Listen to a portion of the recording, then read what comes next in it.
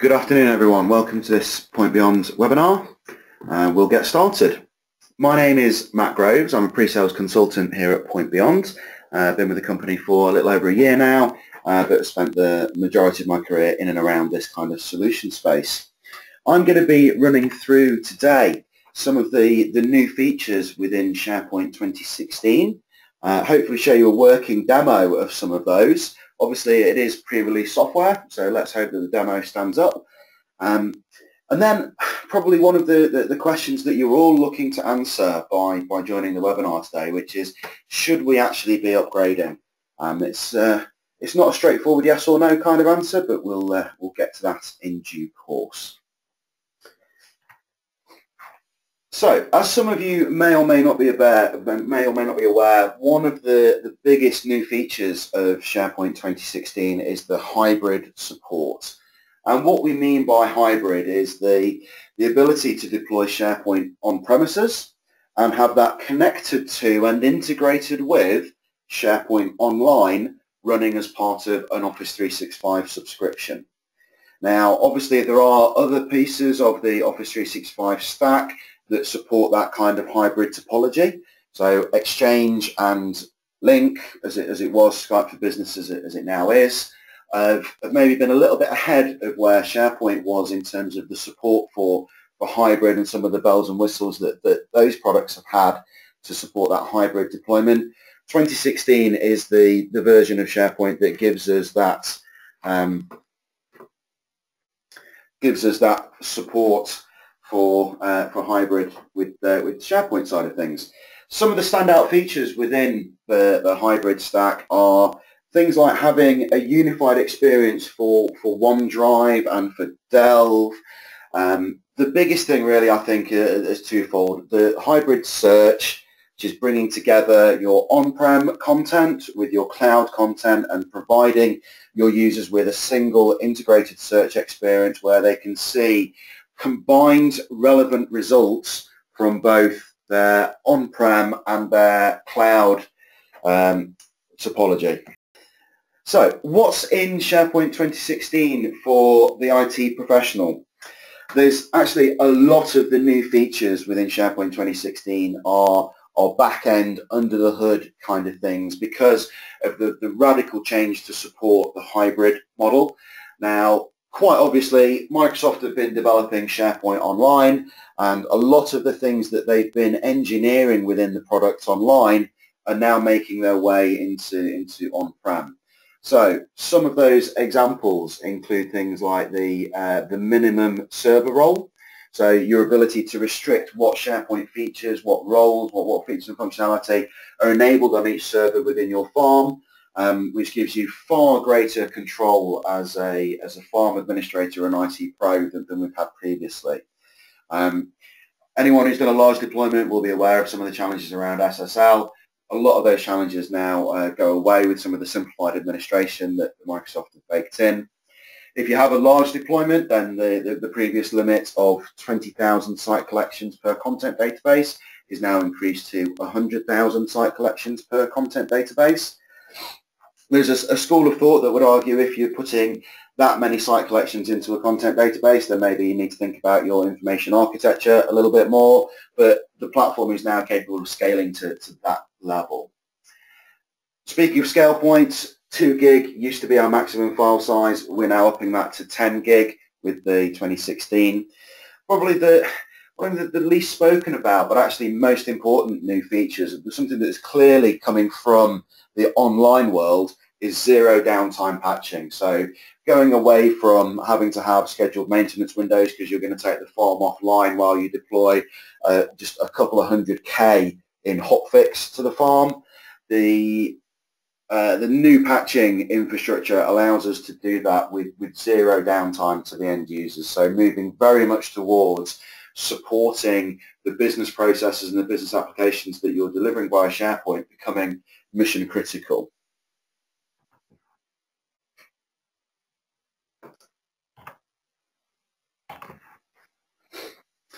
We also have some, this top feature here, the auto deletion policy. I'm not sure if this is an IT pro feature or if this is actually an end user feature, but the the in-place holds and the e-discovery and the data loss prevention features that have been in the online product for a little while now are now making their way into the on-prem product as well.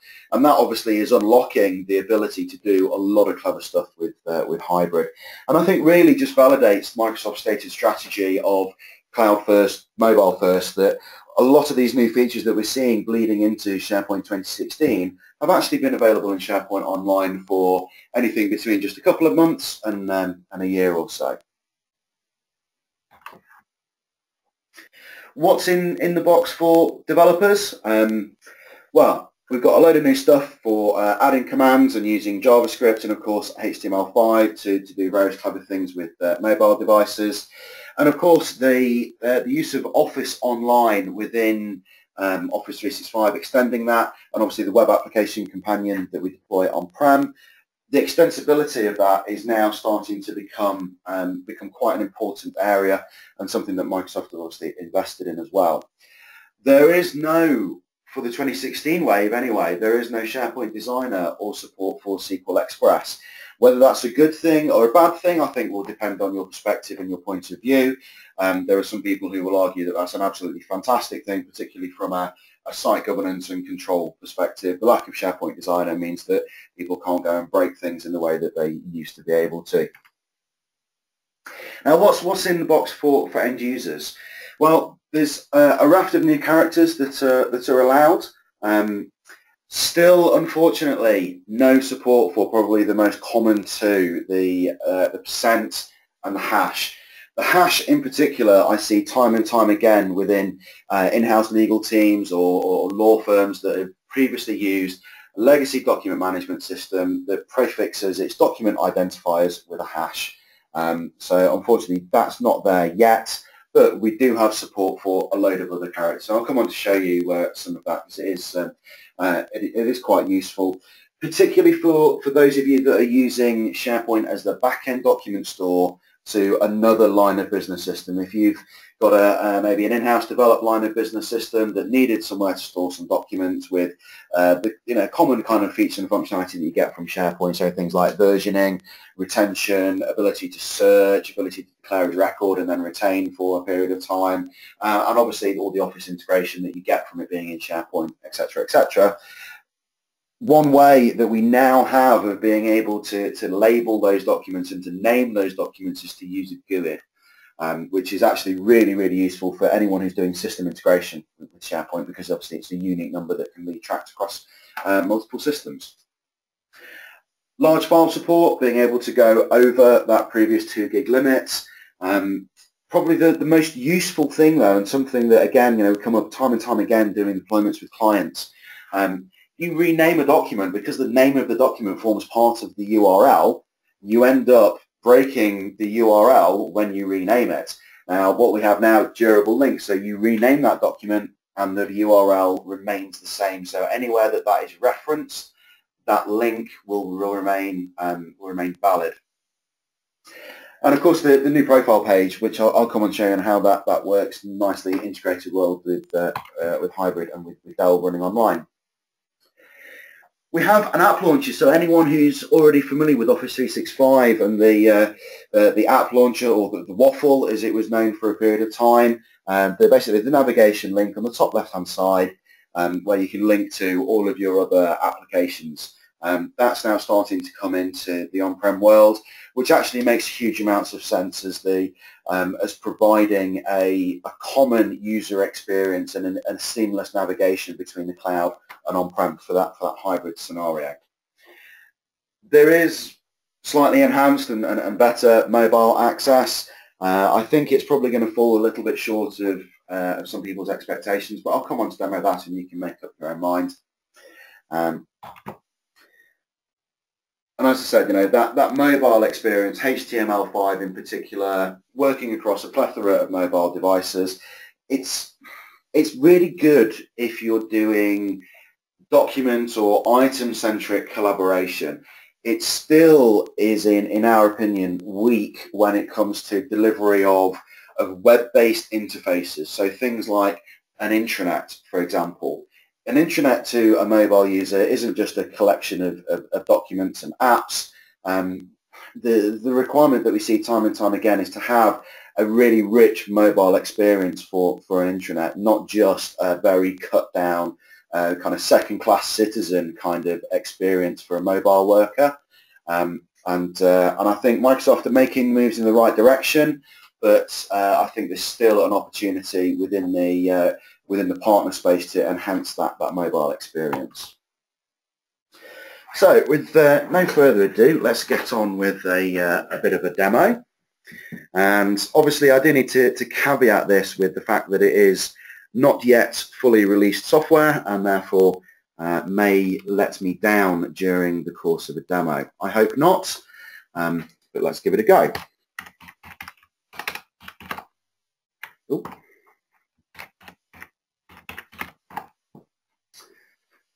Excellent. So this is my SharePoint on-prem. As you'll see, we've not spent a huge amount of time creating a richly branded experience, but you get the idea. It's SharePoint. It's very, very similar actually in terms of the user experience and the core functionality to the SharePoint 2013 that you're almost certainly already familiar with. And just to give you a nice side-by-side comparison of what it looks like in a mobile experience. Bring up my Safari browser and go to exactly the same URL.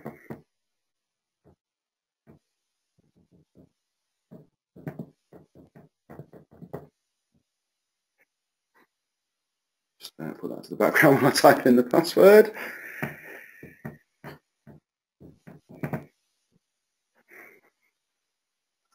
So you'll see this is the mobile tablet experience. It is responsive in the sense that when I flip my screen, I get a portrait layout. When I go to landscape layout, it flips and responds for me. I can request a desktop view. I'll come on to that in a moment. And the app launcher, the Waffle, is starting to make its way into the mobile view as well. So I can link directly into Sites and OneDrive, but I'll show those in a full-fat browser in a moment because it gives you a kind of a better view. Now that mobile targeted, I think very collaboration focused mobile experience is great when you are doing document or item centric collaboration. If what you actually need is a website being delivered to a mobile experience, then I think it's still falling a little way short. I do apologise for needing to authenticate. I did get this set up prior to the start of the webinar. Unfortunately, I think my session has timed out for some reason. There we go. So you've got a very, very consistent experience. It looks pretty much identical to the full web browser experience. Here it is running inside the Edge browser on a Windows 10 machine. It looks absolutely identical in Chrome and in Firefox and Safari and all the common web browsers because it is a very, very standards compliant system now. But it still doesn't offer a lot of the kind of core responsive design kind of features. So, for example, I've just got a couple of assets on my homepage here. And newsfeed in the document library, and obviously I've got my contextual navigation on the left there. Just flipping from landscape to portrait, you'll see that we've now introduced horizontal scrolling, which is never a great thing in terms of user experience. So I think Microsoft definitely heading in the right direction with the mobile experience, but kind of not quite there yet. I think that if what you need is a fully featured website experience on a mobile device, be that tablet or a phone, I think you still need to look at some of the partner add-ons that are available. Obviously, we can talk you through the options that are available via the network of partners that we work with. But I think it's an area where there's still a little way to go from the out-of-the-box experience. Now, running through some of the hybrid things, because that is, I think, where the most kind of bang for buck or the most bangs and whistles is going to come from, and probably the number one reason why a lot of you are thinking of going down the SharePoint 2016 route is to give you that hybrid model. So you'll see that we have the app launcher. Now, I've tried to make it subtly different so that you can see where I am during the demo. So where there's a black bar across the top, then that's where I'm on premises. Where it's a blue bar across the top, that's where I've gone online. Because the rest of the interface is really quite seamless, I think if you had delivered to your business exactly the same coloured navigation bar with exactly the same links within it, people really would be none the wiser. It's rarely, it's not going to be a common scenario that people will spot the change in a URL from your on-prem URL, such as this one, through to your online URL. So what do some of those hybrid features look and feel like? Well, let's start with OneDrive. So if you were running SharePoint 2013 on-prem today and you were running SharePoint Online as part of Office 365, then some of your users may well have two OneDrives, which is not only a really bad naming convention, it's also very confusing for people. So what we have now is unification of OneDrive. So you'll notice that my OneDrive URL is now up in the cloud, and we'll see some of those special characters that we're now allowed. So things like full GUIDs within file names, special characters such as the curly braces, tilde, ampersand, and also one of the other reasonably common ones that we see coming from customers who are migrating, particularly from file servers up onto SharePoint, either on-prem or online, documents with a dot prefix. So things like, .com launch plan, .com website refresh, all those kind of things that are allowed file names on a file system, but obviously were previously not allowed within SharePoint. So here I am up in Office 365. If I go to my sites feed, these are the list of the sites that I'm following. You'll see that I've also got surfaced in here my on-premises site. So let me just go back to my on-prem site and show you what that looks like from the reverse perspective. So my on-prem site, come here to sites, and that gives me the exact same list of following sites. So if I'm in my on-prem site collections and I start to follow a site, that is then promoted up to the master followed list, if you will. Delve, so my user profile. So clicking through onto these user profile links will take me through to the Delve profile. Same with search. So if I do a search for an individual, then it will take me through to the Delve experience. So looking at a user profile, what that looks like within Delve. This is obviously online. And here I am as my logged on user. And obviously if I go through to another user's profile, so do a search for Jack, then I can see Jack's user profile and any content that is available to me based on what he's been putting into SharePoint. As I've already shown, OneDrive is a single OneDrive. We've got support for lots and lots of new character types that we didn't have previously. As I mentioned during my slides earlier, the user profile being unified and search being unified is, I think, where a lot of you are going to get the most kind of bang for buck and the most value. So going back to on-prem and doing a search,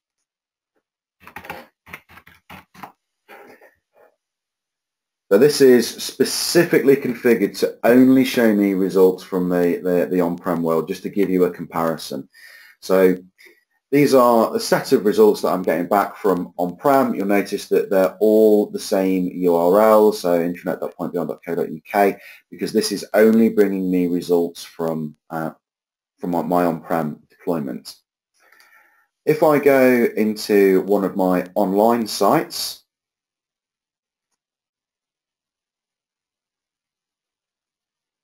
so for example this online training site, and I do the same search, so search for the wingtip and specify that I want to search everything. This is now where I'm going to get a hybrid set of results. So Key consideration and kind of top tip for if you are going down the hybrid route, when you're deploying on-prem, you need to think about what is the search center that you're actually going to redirect users to get to their results, to make sure that you're delivering the right kind of experience. You may well have need and requirement for maintaining that on-prem search and allowing people to only search on-prem in certain scenarios. Equally, I think there's a lot of value to be had from having your kind of one-stop shop enterprise search experience being primarily delivered from the cloud. So here we've got a hybrid set of results. So results coming from Intranet, which is my on-prem 2016, but also Point Beyond Co UK, which is our Office 365 tenant. You'll see that I'm getting the previews for what is online.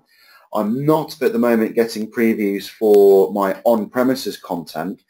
The reason that I'm not getting that is that we haven't yet deployed in our on-prem demo environment the web application companions, the Office bits that need to run alongside SharePoint. They drive the previews and also obviously opening within the web browser.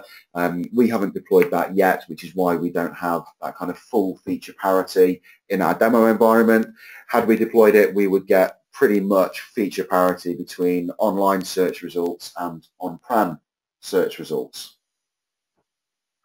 So there's a quick overview of some of the features. To talk you through what's involved in setting all this up, we'd need to introduce some of our other consultants who actually did the heavy lifting for that. It's not as straightforward a thing to set up as we would hope. Actually, the hybrid user profiles is not rocket science, but hybrid search took quite a lot of effort to get set up at the moment. Thankfully, the product group are now releasing a much better, more accurate documentation as they're getting closer to the launch date. But prior to that, it was very difficult to get set up. So if you need any assistance with that, more than happy to help you through setting up a proof of concept or a demo environment so that you're able to showcase some of these features before you do that in production, and we can obviously bring to bear some of the lessons that we've learned while we've been getting this stuff set up.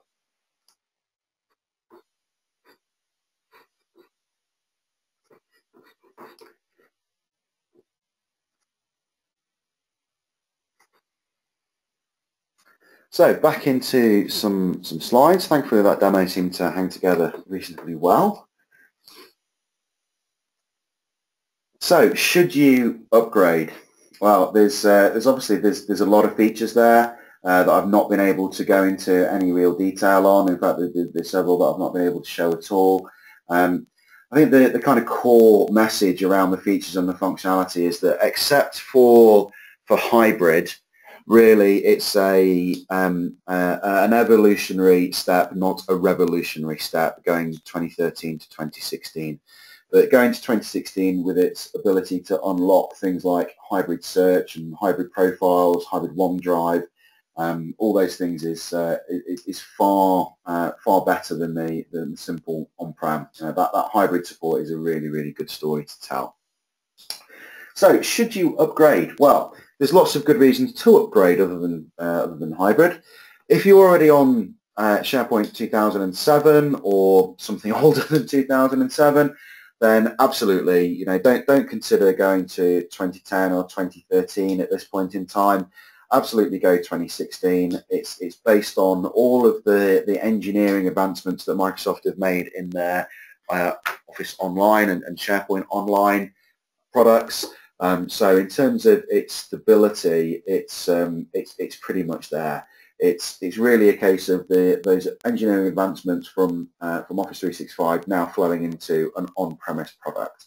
It's not a whole new product that doesn't have already thousands and thousands of users, because obviously Office 365 does have thousands and thousands of users. If you're on 2010 and thinking about an upgrade, obviously the mainstream support for SharePoint 2010 has already ended. It's now into extended support.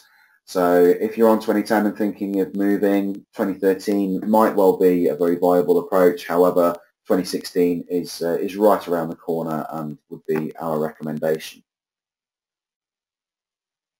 If you are, however, already running SharePoint 2013 on-prem, but you want to be making a use of those new cloud features as well as hybrid features, so things that are available in the cloud that aren't available on-prem and won't be available on-prem in the immediate future, things like Power BI, Office 365 Groups and the Office 365 Planner. There's 3 value-adding areas that are available within the Office 365 world that aren't yet available on-prem. Supporting those obviously lends itself very, very much to hybrid, and therefore making use of the other bits of the plumbing within the technologies that support and enable and unlock those hybrid features.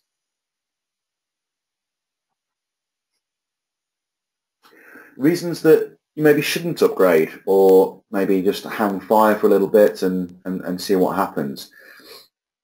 If you're already running SharePoint 2013 and don't really want to move any of your workloads or your content or your user base of SharePoint up into Office 365, then is there a massive need, a massive benefit to updating to 2016 on-prem? Probably not. What I would say though is reevaluate that strategy. If your strategy is we're on 2013, we're on-prem, we're not going to the cloud, I would really encourage you to look at aspects of the cloud that you can get benefit from. Maybe not look at all workloads. You've probably got some really good reasons for not wanting to go to the cloud, but you've probably almost certainly got some other workloads that do lend themselves very well to being delivered out of the cloud at a very cost-effective price point without having to invest in a load of infrastructure, etc., etc.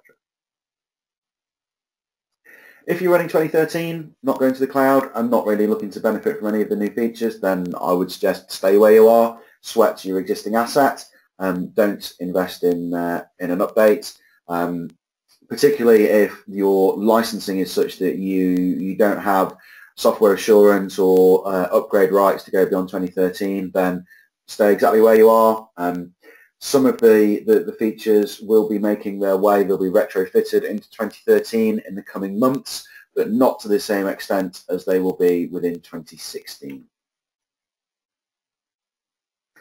If you're already looking to fully embrace the cloud and your strategy is to become 100% cloud-based, and you're thinking, well, my 2010 or my 2013 will be going up into the cloud, all of my workloads, all my sites, all my content will be going up there, then I don't really need to update. If you've got a relatively small deployment, then I think that's probably going to be true. If, however, you've got any kind of size of 2010 or 2013 deployment, then I think your ability to do that migration very quickly is going to be limited by the sheer volume of what you're looking to move. In which case, actually looking at an upgrade to 2016 on premises to support hybrid, and once you're in that hybrid world, then starting your migration and providing a consistent user experience during that period of time, I think would probably be the right way to go. Obviously, you may disagree. You may have users that are quite happy having a disconnected and disjoined user experience. But if you're going to start that cloud migration, then the more seamless and the easier that you can make it for people, the better. And that's going to be enabled and unlocked by going to 2016 before you start that cloud migration for SharePoint. So what are the options of going to 2016? Obviously, 2016 is an on-prem product. It's a very familiar story to what we've had before. If you're on N-1, i.e. the conversion that's now released or its predecessor, then your upgrade story is pretty good. If you're on 2013, then you can upgrade to 2016. The site collection update process is now automated. There's no kind of interim step that we used to have. If you go to 2016, your sites are put into 2016 mode.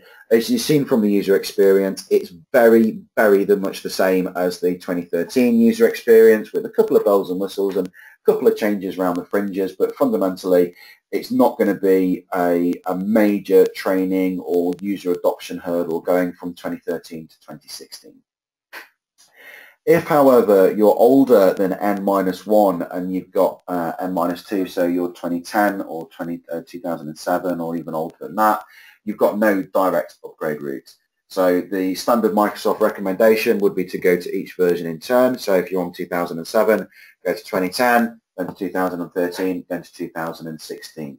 Obviously, there are other ways of achieving that depending on the nature of your usage. If you've got a lot of web content and a lot of document content within SharePoint on-prem, be that 2007 or indeed 2010, then actually there are tools available from the ISV community. We have partner relationships with a couple of them that can help you go from one version to another and leapfrog what is in between. So going from 2010 to 2016 will be possible migrating your content. There are a couple of little gotchas in there. So if you've got applications or customizations, code that you've written to form a business solution of some sort on your 2010 or your 2007 environment, then that's obviously going to need a little bit more care and attention than simply uplifting web content or other kind of digital assets, be those documents, videos, audio files, etc. Those are the kind of things that are going to migrate relatively easily, I think.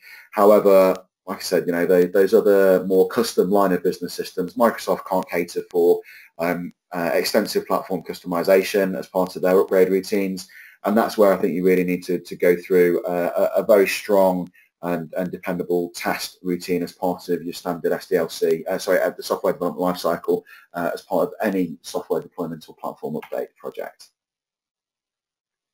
Obviously, this session has been very, very much technology focused. I think there are a lot of other planning considerations around going to 2016. It's a very similar story, I think, to previous platform upgrades. So 2010 to 2013 was very similar in terms of looking at and planning for the user adoption, planning your mobile device estate, how you're going to control and govern that, how you're going to communicate with the end user community. All those things are very similar to update and upgrade projects that we've done before. Where I think that the biggest consideration comes in is when you're going from an on-prem world to a hybrid world. The additional layer of consideration that brings around your user training, governance, testing, looking at your mobile device usage and how you're going to control and govern that becomes a much more interesting problem to try and solve when you're in a hybrid world than purely an on-prem world. Obviously, thank you very much for your attendance today. If you're in a position where you're considering going to 2016, hopefully this webinar has helped solidify some of your thinking on that and maybe crystallize the strategy. If you'd like a little bit more help to look at your readiness for either an on-prem upgrade to 2016 or look at some cloud readiness for going hybrid or maybe going 100% into the cloud, we have a nice little package offering that assesses your current environment, how you're utilizing that, what your usage is, what your customizations are, also your service delivery wrapper around that, because that's obviously an important part, particularly if you're translating things into an online world from a pure on-prem world. The output is just a nice report detailing what we think the steps are going to be required to go through that either on-prem upgrade process or moving to a hybrid migration. As a thank you for attending our webinar, we're going to offer that to you at a discounted price. If you'd like to take us up on that offer, then feel free to reach out to me directly or to info@pointbeyond.com. It's leaving to say thank you very much for your attendance today. I'm expecting one or two questions off the back of the content that I've covered today. I'll hang around for a few minutes yet, so if you have any questions, feel free to raise them in the little chat window. And other than that, thank you very much for attending the webinar.